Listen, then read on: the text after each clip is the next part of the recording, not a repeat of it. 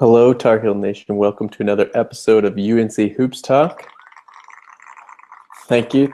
I'm your host, Dan DeWitt, and I'm glad that you are back again to listen, watch, however you take in the podcast. I'm totally grateful for you. This is the podcast for the fans by a fan, and I would always love input and suggestions and all that stuff. Any way to contact me is down in the description below. Definitely connect with me, and I would love to hear from you. It looked like it was going to be a great week, and the Tar Heels had turned the corner and were playing well. People start talking about them as actual Final Four contenders, and they've hit their stride and everything. And then, unlike I'm doing this week, the Tar Heels lay an egg against NC State of all people. Of course, we'll talk about that. Talk about the Georgia Tech game. Get into a little bit of, can we make a serious run? What's going on with the Tar Heels and their play as of late, and of course, look at games going forward for the Tar Heels.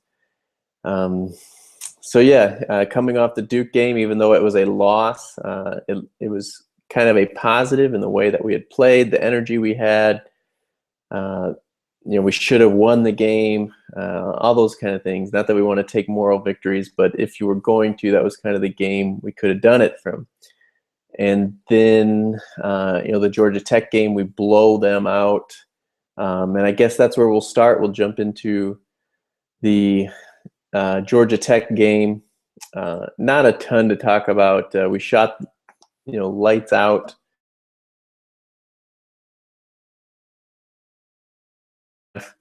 Six guys in double-figure scoring again. Marcus Page, his first career, that doesn't even make sense. First career, I guess it is. His career first double-double with 13 points, 10 assists, with 0 turnovers as well, 4 steals, 3 for 5 from 3. Just looked fantastic. We won by 29. I don't know that I think we maybe got it up to 30. Just played outstanding. Meeks, 18 points, 6 rebounds, 3 blocks. Bryce Johnson had 16 points. JP Tokoto, 12 with 5 assists and 2 turnovers. Justin Jackson, 11 points, 5 assists to 1 turnover, 6 rebounds for Tokoto as well. Isaiah Hicks, 12 points off the bench in only 13 minutes. Actually, it's a little low for him, but hit all 4 of his shots, all 4 of his free throws, and gave us great minutes. Joel James gave us 15 good minutes off the bench. Joel Britt was 4 assists to 3 turnovers, just 3 points and 1 3-pointer. This is the game Joel Berry did not play because of stomach illness. Bryce Johnson was hindered a little bit with sickness. But we just came out, shot the ball well, moved the ball well. And I would be remiss if I didn't mention, started the game with kind of the final tribute to Coach Smith running the 4 corners. Just an amazing scene. Roy holding up the 4 fingers. Marcus Page on the floor holding up the 4 fingers, obviously 4 guys in the corners. It went a little bit early, didn't quite last as long as a 4 corners normally would, but drives into the free throw line. Bryce cuts back door, we get a layup. Just kind of from there on, everything went right for us against Georgia Tech. Balanced scoring, as I mentioned already, 18, 16, 12, 11, 13, 12. For the 6 guys that were in double figures, shot the ball well, as I mentioned before. For our main guys, Kennedy was 8 for 13, Bryce 7 for 10, JP 6 for 9. Justin was the only one at 50%, 5 for 10. Marcus was 5 for 8. Isaiah Hicks 4 for 4. Unheard of for us. I mentioned Marcus Page's career first double-double, whichever way it's supposed to be. It's the first time he's had a double-double in a game, which at first was like, man, is that? I mean, he's a junior and he hasn't had a double-double yet. But so much has been kind of on him to. Well, as a freshman year, it was a lot of distributing the ball, getting used to the offense, that kind of stuff. And then last year, just kind of blowing up and had to carry us so much scoring. So it is what it is, I guess. I'm glad he got it, and to do it with no turnovers as well is really, this is a great bounce back win after Duke. We didn't know for sure, how we would bounce back after Duke. Would there be a letdown? Were we going to just take it personal? Would this kind of be the last straw for this team? Whatever, but it wasn't. It was a great bounce back win for the Tar Heels. They came out really with the same energy that they had against Duke, which was great, and it shows what, again, just like what the Duke game did, what we can do when we have that kind of energy. So yeah, and then kind of not a very good transition there, but nothing really easy about it. In between the Georgia Tech NC State game on Sunday, the memorial for Coach Smith. If you haven't watched it, there's a link on one of the posts on the blog, unzhoopstalk.blogspot.com. But otherwise, just kind of search YouTube, and you'll definitely find it. And great speakers, great memorial for Coach Smith. And yeah, I don't know if you made it through that without any tears. Either you're not a Carolina fan, or I don't know, good for you. But incredible is about the only word I can use for that memorial. Yeah, I don't know. Roy was fab. All the speakers were just outstanding. Did such a good job. And yeah, I guess besides the insensitive remarks from State fans, we've kind of now are done with, obviously not done with Dean Smith, but with the tributes. As far as we know, as far as Roy knows, it sounds like he said that was the last tribute that he would, have for Coach Smith. And I'm assuming, now that it's been a couple, there was a couple of games at Pittsburgh, there was one at Duke, obviously. There was one. So I'm guessing we've kind of moved past that as far as other teams are concerned, especially as we head into the tournament season. So again, definitely check it out if you haven't. But a phenomenal memorial for Coach Smith, or celebration, maybe is a better word to do or to say. So yeah, we're on a big high. We're coming off the, playing so well against Duke. Unfortunate win, but we bounced back and played exceptional against Georgia Tech. And then we got State coming into our place. First, I don't know. I don't even know how to describe that. It was such a letdown last night. And if you watch the game, you'd know. But we just completely lay an egg. Just no energy, nothing against State. And we come out, Roy's first loss against State in the Dean Dome. We score the least amount of points ever by a Carolina team in the Dean Dome at 46. And I wouldn't say it's a blowout loss, but it was, I don't know, a very disappointing loss. We came out whole first half. Well, we shot 28% in the first half, first of all. And still, we were down like, 6 at halftime or something like that. Let's see. No, we were down 11 at half, 29-18. So it was the worst half of basketball this season for the Tar Heels as well, as far as scoring goes. Didn't start the second half off great, but then we go on just a run, 12-0 run, and just, we scored 3 buckets. I know, probably in 30 seconds, and the crowd is going wild, of course, after being called out by Roy. And we got it down to 4 having the ball. I don't think we ever got it down to 2. And just never really got over the hump. And they made a few big shots, but really no excuse. It was, I don't know, big letdown for the Tar Heels coming off of of how they've been playing. and all that stuff. But bad start, and this team just never kind of gets over that. So really, I mean, that 12-0 run, say what, maybe 2 minutes. I don't know. We made Mark Godfrey use 2 or 3 timeouts in there, but I mean, that stretch right there was really the only decent basketball we played all night. Just horrible. Like I said, no energy. I don't know what it was, but we never really got going.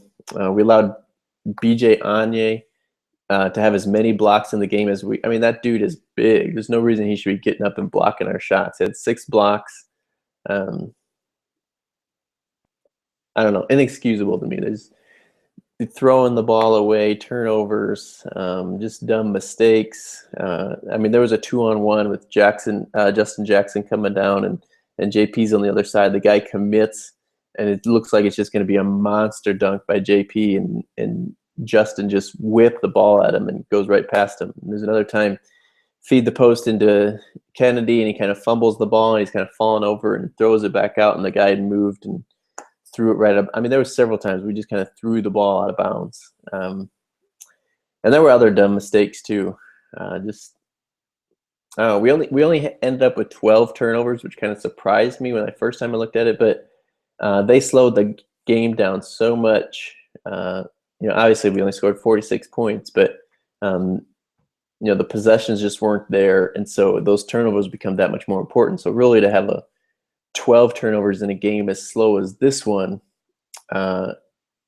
is more like 18 to 20 in a normal pace game. So it killed us. Only 13 assists as well to those 12 turnovers. And we had 6 blocks, but again, BJ Anye had that many for them total. So we go from having 6 guys in double figures to just 2. Kennedy Meeks had 12 points, 14 rebounds. And then Justin Jackson, I don't know, people were saying, oh, breakout game for Justin and doing so well. Had 16 points in 35 minutes, but shot 7 for 17. And they were decent shots. The first half for sure, they weren't falling for him at all. Even that little floater that he loves so much wasn't going. And to his credit, he didn't stop shooting, as we know shooters shouldn't. But I mean, there was a couple of times where he kind of took quick shots when we didn't have rebounders, or we could have, got a better look. Had 2 3-pointers. Obviously, led us between him and Meeks. We had 28 of our 46 points. And really after that, you go, Marcus had 7, Bryce 4, JP 3, and we had stinking 4 points off the bench, 2 by Hicks and 2 by Britt. So sure, give them credit. They played good defense. They slowed the game down. But again, we're playing at another team's pace. And it's something you guys have heard me on this podcast go on and on about is playing Carolina basketball and not getting stuck playing someone else's pace. We have to force it. I know we pressed one time. And it's not like they scored off that. They broke the press and whatnot. But there was another time we went up and tried to jump double team. They throw it straight to the guy where the defender came from. He turns around, finds a guy. I mean, it was just bad defense. Marcus did have 7 assists to just 2 turnovers, not a bad rate. And he was doing somewhat of what he could by setting up other guys. I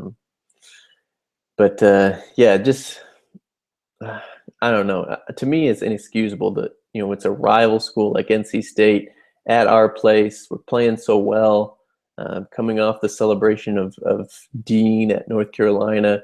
All the lettermen that were in town, these guys should have just been hyped up. There was talk of all the snow and students getting in there to pack the game. Roy's challenged the fans, so they're going to come out and be loud.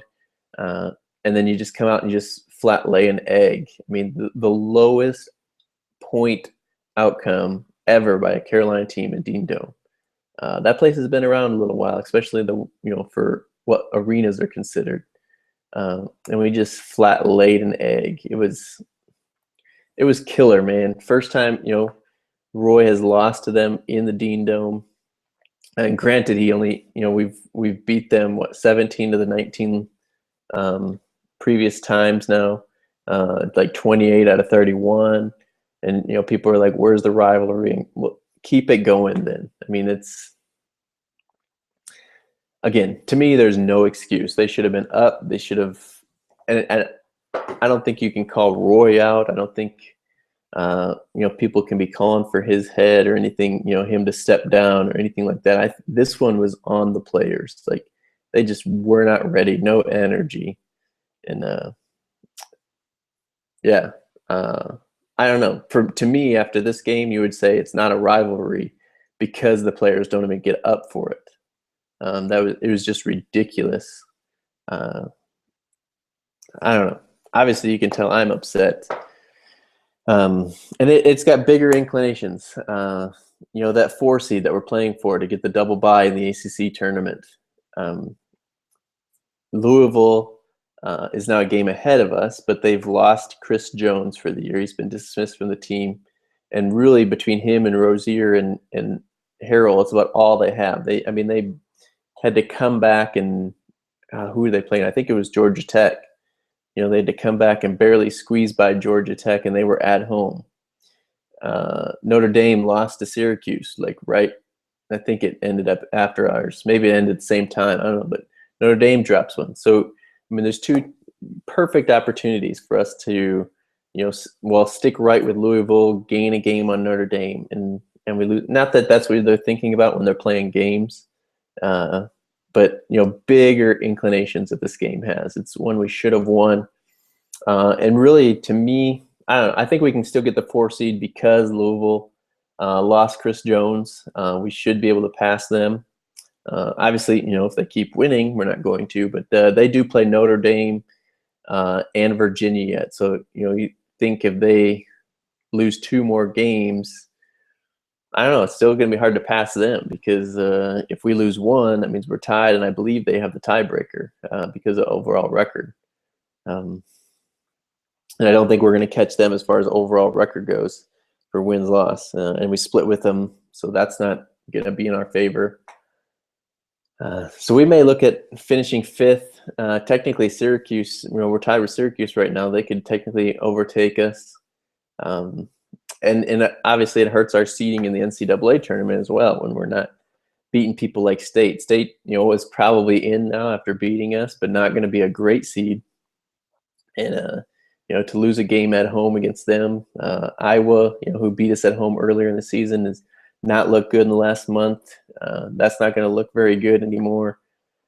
We could, I think we dropped from like a 3 to a 4 seed in Lunardi's, and I don't get all up in the bubble talk and seeding right now because we still got a couple weeks left, or a week and a half left, I guess, of the regular season and then conference tournaments. But I think right now we dropped to a 4 seed, and again, if we lose another one or a couple, we could be looking at the 5, 6, and what they've done to us before, dropped us down to a 7 seed. So we got to take care of business. Another thing that kind of really irked me is kind of watching players' interviews afterwards. And obviously, you can't panic. It's one game, and you hear that all the time. But they add up. Pretty soon, it's not just one game. Pretty soon, we've lost. Well, right now, we've lost 5 out of the last 7 games. But they add up, and I think it was Bryce talking after the game last night. I saw an interview with him. He's like, we're going to be okay. We got to, get over this one and move on. And it's true, you do, but it should hurt. This should really sting. This is supposed to be a rivalry game. This is, Roy hates losing to State. He hates State. So then, at least come out and play for Roy. If it's not a big game for you, make it a big game for Roy and beat him for him. But, they just kind of like, oh, we'll be okay.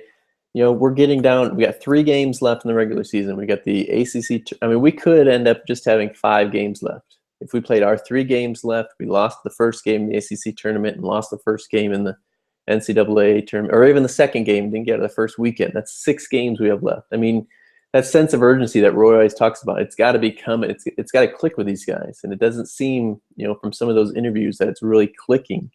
And it's frustrating watching from the outside. It's like, dude, just wake up, let's go, let's get after it. Like, why are you, taking nights off or whatever? I mean, we go Tuesday, we don't play till Saturday. You got plenty of times. They're probably taking Wednesday off.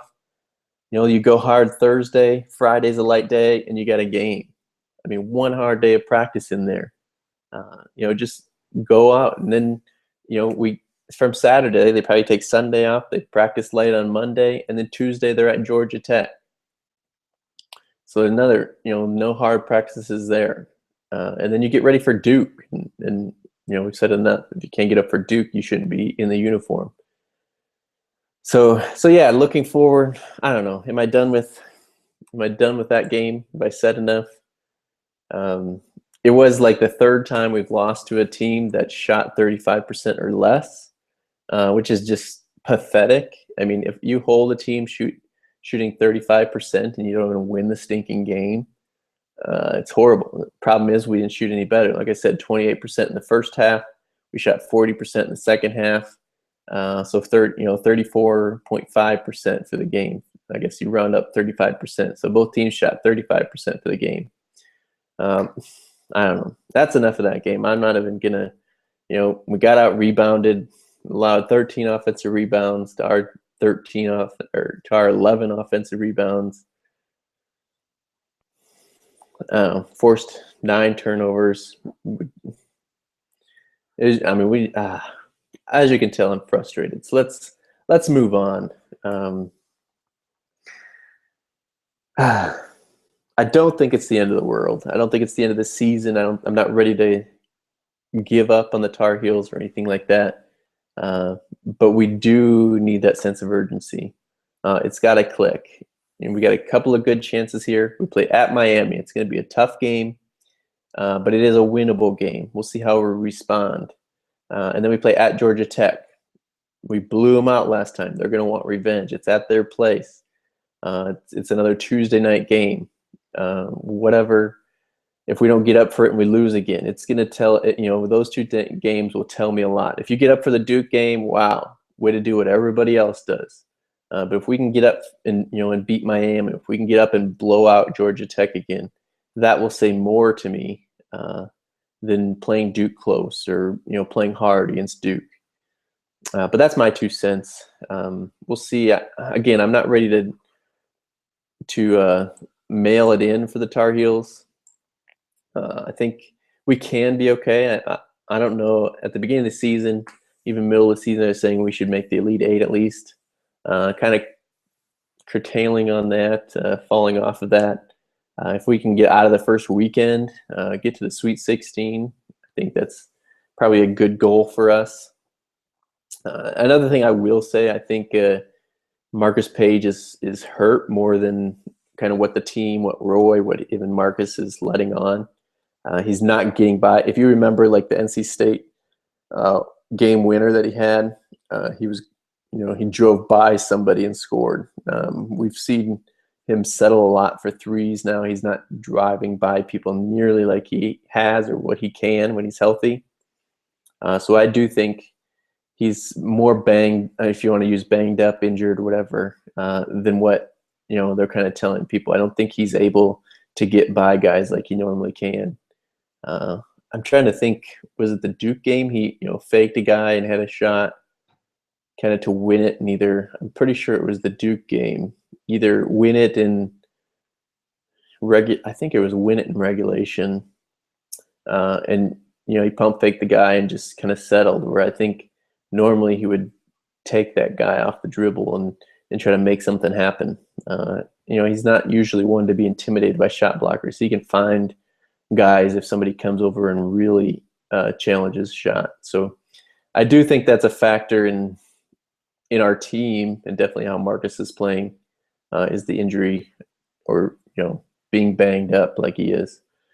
So we'll see. Miami, again, like I said, it's a game we can win. That's not an easy one, not an automatic win for us. We're going to have to come out and play. They're going to be hyped up. Hopefully it's middle of the day, nice weather, guys. People don't show up to their game there. It is on CBS though, and just really it comes down to us. We can beat them. But again, Miami, and kind of like NC State last night, I know somebody said, like, hey, that was kind of do or die for them. If they were going to get in the tournament, they had to beat us. But Miami is going to be kind of in a similar situation. They're sitting at 7-7 right now in the ACC. I'm guessing they have a game, tonight or so. But if they want to, I think from what I saw too, again, hey, looking at bubble watch this early, with, I guess there's only 3 games left, but I like to look at more of the bubble last game and into conference tournaments. But Miami is on that bubble, looking on the outside of the bubble, looking in, I believe. So if they want to get more supplanted on the bubble or get on the right side of the bubble, I think, we're going to have to win tonight or whenever they play, and then beat us. So they're going to come after us. We're going to have to be ready. It's going to be a tough one. Georgia Tech, not a lot to play for there except pride, maybe their coach's job. But they're going to have the rivalry factor. They just played us, whatever it is, a week and a half before that. So they're going to kind of remember. Scouting report should be, for both teams, they should remember it better. We can't go in there and just expect to blow them out, or something bad's going to happen there as well. So we definitely need that sense of urgency. We know those two need those 2 games heading into the Duke game. Hope we need some teams to kind of lose so we can get that 4 seed, get that double bye. I do think rest will be good for us. We know Roy doesn't really care about the ACC tournament, but if we could get the double bye to, what is that, Thursday? It brings us not play on Thursday. If we win Thursday, lose Friday or something in the semifinals, I think that would be really good for us, and hopefully give us a little bit of momentum and rest and stuff heading into the NCAA tournament, which of course is what's really important. So yeah, I believe that's about all I got for today. Hopefully I wasn't too angry in there or anything like that. I hope you enjoyed. If you did, leave some comments, subscribe on YouTube if that's where you catch the podcast. It's also on iTunes. Again, all the links are in the description below. If you listen to this on iTunes, please subscribe and leave a review. Those reviews are big. They really help out the show. And if you ever have comments, questions, anything like that, definitely feel free to email me, unchoopstalk@gmail.com, or just send me a tweet, a message on Google+, comment on Vine, comment on YouTube, wherever it is. I'll find it. Just hit me up, get in contact. Let's chat Tar Heel basketball. Let's hope our Heels turn it around and keep this thing going. But that's all from me. I am Dan DeWitt, your host of UNC Hoops Talk podcast, signing off until next week. And always remember, go Heels.